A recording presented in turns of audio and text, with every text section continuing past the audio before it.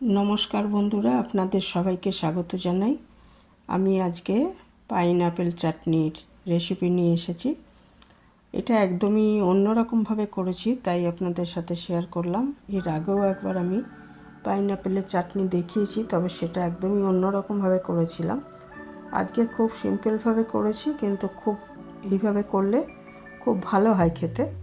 জন্য আমি একটা পাকা আনারস নিয়েছি। তো এই আনারসটায় প্রায় পুরোটাই ব্যবহার করব। আনারসের এমনি কাটলে অনেকটাই বাদ হয়ে যায়, তো কারণ এই খোসাটাও মোটা করে ছাড়াতে হবে। আর এটা দেখুন, এই চোখের মতো অংশ আছে, এগুলোকেও বাদ দিয়ে দিতে হবে। দিয়ে একটু বড় করে টুকরো করে কেটে নিয়েছি। কাটাটা আর আমি ভালো করে দেখাইনি, অনেক রকমভাবেই কাটা যায়, তো সাধারণ যেভাবে কাটা হয় ওইভাবেই কেটেছি। আর ছোট ছোট টুকরো করে আমি বেশিরভাগ আনারস, মানে যতটা ছিল আনারস তার বেশিরভাগটাই আমি পেস্ট করে নিয়েছি। আর মোটামুটি পেস্ট করেছি, একটু আধটু দানা থাকলে, মানে টুকরো থাকলে কোনো অসুবিধা নেই। আর ছোট কয়েক টুকরো আনারস, সেটা আমি আরও ছোট ছোট টুকরো করে রেখে দিয়েছি, এটা আমার পরে কাজে লাগবে। আর নিয়েছি কিছুটা কিশমিশ আর কাজু। যদি চেরি থাকে বা বেদানা থাকে তাহলে চাটনিটা তৈরি হয়ে যাওয়ার পর সাজিয়ে দিতে পারেন। তো আমার কাছে আজকে ছিল না চেরি, সেই জন্য আমি সাজানোটা এইভাবে করিনি, কিন্তু বাকি তো রান্নার সময় লাগবে না ওগুলো।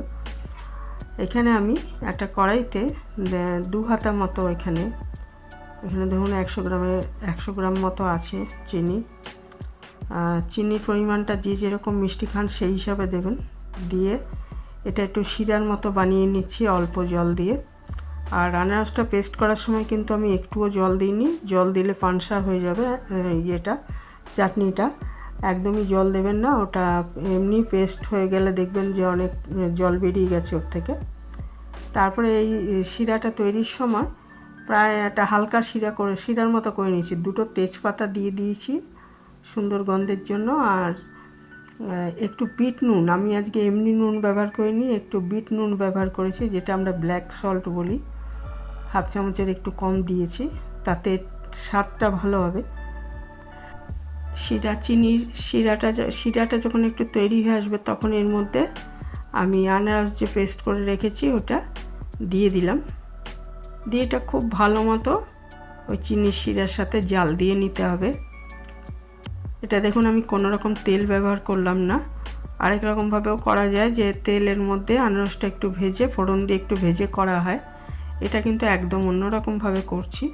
এখানে তেল মশলা কিছুই আমি ব্যবহার করিনি। এইভাবে করে একবার খেয়ে দেখতে পারেন, ভীষণ ভালো হয় খেতে। তা এটা খুব ভালো করে জাল দিয়ে নিতে হবে। এবং এই যে ফেনার মতো অংশটা, ডাল জাল দেওয়ার সময় যেরকম হয় সেই ফেনার মতো অংশটা একটু হাতা দিয়ে তুলে ফেলে দিতে হবে। দিয়ে তারপরে এটা ততক্ষণ অবধি জাল দেব যতক্ষণ না এটা একদম ঘন হয়ে যায়।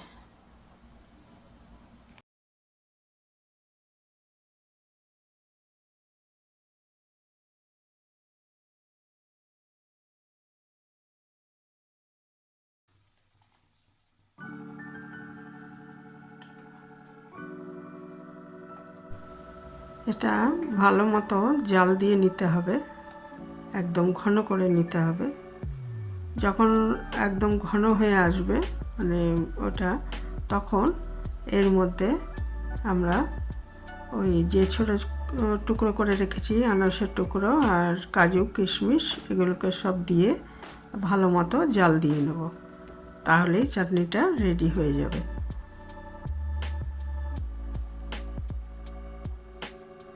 এগুলো সব দিয়ে দিলাম। এবারে এটাকে আরও কিছুক্ষণ জাল দিয়ে ঘন করে নেব, তাহলেই চাটনিটা রেডি হয়ে যাবে। এইভাবে একবার করে দেখবেন, এটা পাঁপড়ের সাথে খেতে খুব ভালো লাগে। একদম খাবার শেষ পাতে এরকম একটা চাটনি থাকলে একদম অনুষ্ঠান বাড়ির মতো লাগবে। তো এই ছিল আমার আজকের রেসিপি, এখানে শেষ করছি। ভালো থাকবেন সবাই।